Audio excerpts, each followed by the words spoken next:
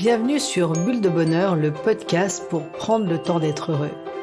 Nous sommes Raphaël et Alban, chercheuses inconditionnelles de Bulle de Bonheur. Ce podcast est propulsé par les jeux 2 minutes et publié tous les jeudis. Aujourd'hui, nous vous partageons l'épisode numéro 59, Je bouge. Mais avant de commencer, merci pour tous vos encouragements. Vous êtes de plus en plus nombreux à nous soutenir et à nous dire combien ces bulles de bonheur sont sympas à écouter. Courez sur notre page Instagram, bulle.debonheur, ou notre page Facebook, Jeux 2 minutes, Jeux avec un X, 2 en chiffres, minutes avec un S. Partez à la découverte de notre nouveauté, Un temps pour deux, une pause ludique et enrichissante pour tous les couples. Oh là là, mais qu'est-ce que ça me chicote! J'aime les effets que me procure une activité physique. Par exemple, en temps normal, j'essaie de marcher 30 minutes à vive allure tous les matins pour me rendre au travail et monter les escaliers avant de m'asseoir à mon bureau. Pendant le confinement, ce qui a maintenu en vie d'une certaine façon ma santé physique et mentale était de courir une vingtaine de minutes chaque jour pendant que mes filles jouaient au parc. Après cet effort physique, je me sens généralement mieux dans ma tête et dans mon corps, plus calme et plus détendue, ce qui me permet de me concentrer sur mes tâches au travail et surtout de moins m'énerver auprès de mes enfants.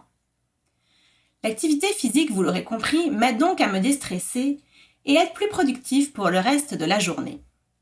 Toutefois, je me rends compte qu'il est facile de ne pas se mettre en marche et de trouver toutes sortes de raisons, d'excuses pour ne pas bouger, pour remettre au lendemain ce qui nous fait pourtant tant de bien. Et là, ça me chicote.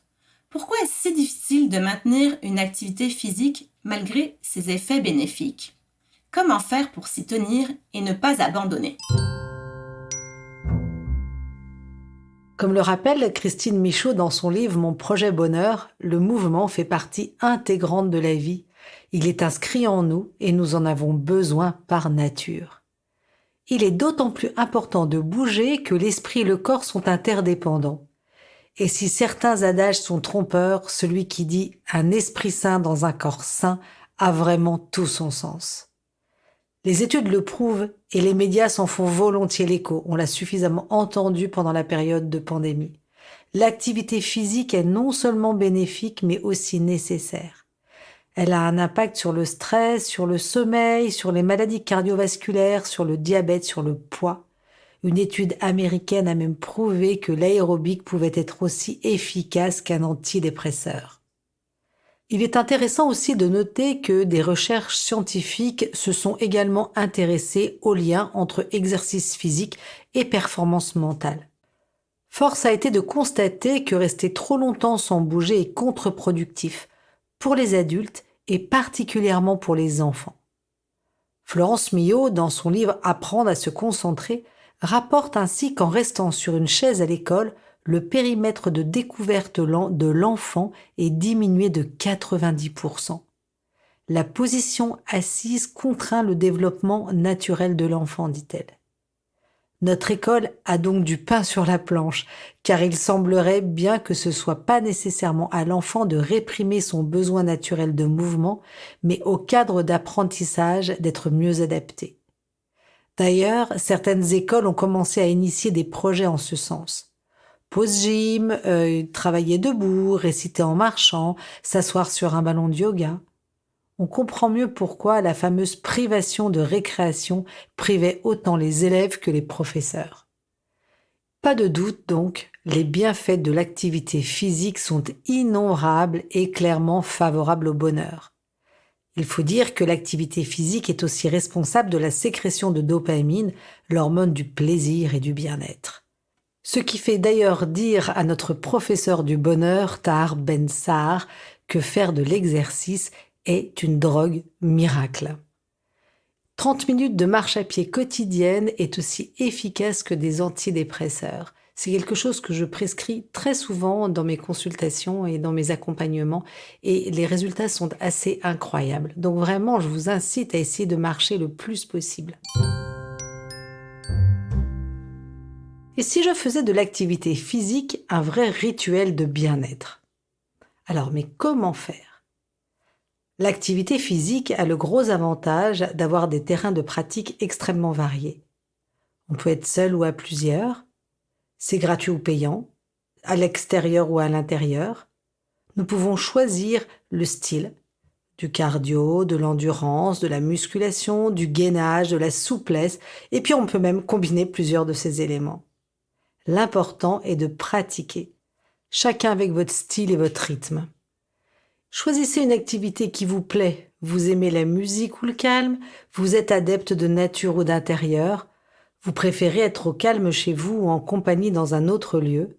Quelles que soient vos préférences, vous pouvez pratiquer une foule d'activités. Marche, jardinage, natation, danse, yoga, sport collectif. Ces activités ne nécessitent pas forcément beaucoup de temps ni d'argent. Cependant, elles demandent une certaine volonté. Rien de plus facile en effet que de remettre au lendemain en attendant le jour où il fera beau, ou le jour où vous serez moins fatigué, ou alors le jour où les enfants auront grandi, ou bien le jour où vous aurez moins de travail. Les excuses, par contre, nous ne les remettons pas au lendemain. Se rajoute à tout ça notre tendance à la procrastination. Le fait que notre quotidien a tendance à nous inciter à moins d'efforts physiques. On fait des commandes sur Internet, les livraisons sont faites à domicile, on a des écrans, c'est la prolifération aussi des transports motorisés. C'est bien pratique, mais souvent peu favorable au maintien de l'activité physique. Il serait tentant d'invoquer cette fameuse course au temps, on en a parlé dans la bulle de bonheur numéro 2. Or, comme le dit Florence Servan-Schreiber dans son livre 3 kiffs par jour, c'est quand on a le moins de temps qu'on gagne le plus à bouger. Et pour elle, c'est dans les périodes de surcharge que les bénéfices de l'exercice physique se font le plus ressentir. Allez, je change de regard. Alors, comment s'y mettre ? En fait, je pense que ce qui est important, c'est que vous vous mettiez au défi. Et oui, c'est le plus dur, c'est de s'y mettre. Le tout est de survivre aux 5 premières minutes et ensuite c'est parti. Combien de fois l'avons-nous éprouvé ? On part avec les pieds de plomb à son cours de gym et puis après ça, une fois qu'on en sort, on est content. L'idée d'enfiler ses baskets pour partir faire son jogging est une véritable épreuve. Une fois qu'on est parti, que le rythme est pris, on savoure ensuite toutes les joies d'avoir fait cet exercice. Pensez à la politique des petits pas. Nous l'avons vu dans la bulle de bonheur numéro 3. Oui, cette politique des petits pas qui nous est si chère. Le changement a souvent besoin d'être initié par de petits gestes. Si par exemple vous avez décidé de vous mettre au pilates, commencez doucement par des exercices faciles et puis ensuite vous augmenterez petit à petit la difficulté des exercices à votre rythme. Si vous souhaitez vous inscrire à un cours de sport, choisissez par exemple un endroit proche de chez vous ou de votre travail. Essayez de motiver quelqu'un pour y aller avec vous, c'est souvent plus facile. S'inscrire dans un groupe de sport collectif aussi est une motivation parce que vous avez votre place dans l'équipe, les gens ont besoin de vous, donc en fait ça motive à y aller. Une autre idée pour rester en mouvement sans forcément faire du sport, c'est la possibilité de modifier certaines de nos habitudes pour garder en tête l'importance de privilégier le mouvement dès que possible. Ça peut être descendre un arrêt d'autobus ou de métro plus tôt pour marcher. C'est laisser sa voiture, même si la paresse et l'excuse de gagner du temps vous appellent. Si vraiment il est trop dur ou impossible de faire sans voiture, pensez à la stationner un petit peu plus loin. Prenez les escaliers au lieu de l'escalator ou l'ascenseur. Prenez le temps de vous faire aussi une prescription vitalité, comme dit Christine Michaud. Devenez votre propre docteur bonheur et rédigez-vous une ordonnance d'activité et suivez-la comme vous le feriez avec l'ordonnance de votre médecin. Pensez aux mouvements que vous pourriez faire dans votre quotidien et respectez la dose prescrite. Un moment dans la semaine où vous pouvez privilégier la marche au transport. Vous pouvez vous laver les dents tous les soirs en faisant des squats et en serrant vos abdominaux, les mettre contre le nombril contre votre dos. Passer l'aspirateur en contractant le fessier. Prendre les escaliers dès que possible. Et puis, vous pouvez suivre une routine tonique tous les matins. avec respiration et étirement. Faire les 5 tibétains, ce sont des exercices de yoga qui augmentent l'énergie vitale. Internet fourmille d'exemples et de tutoriels, et ça on l'a vu combien ça s'est développé avec tout l'épisode du Covid qu'on vient de traverser.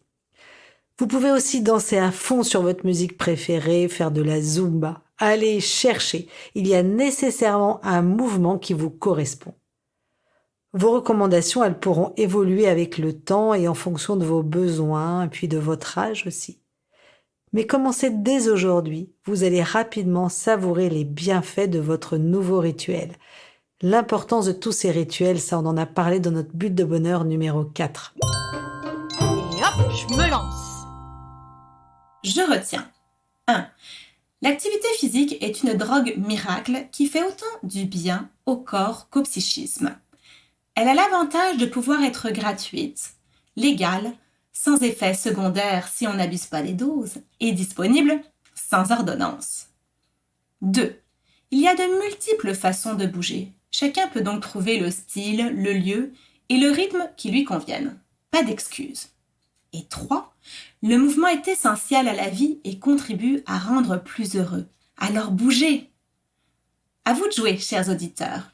2 minutes pour penser à 3 gestes simples qui vont mettre plus de mouvement dans votre vie au quotidien.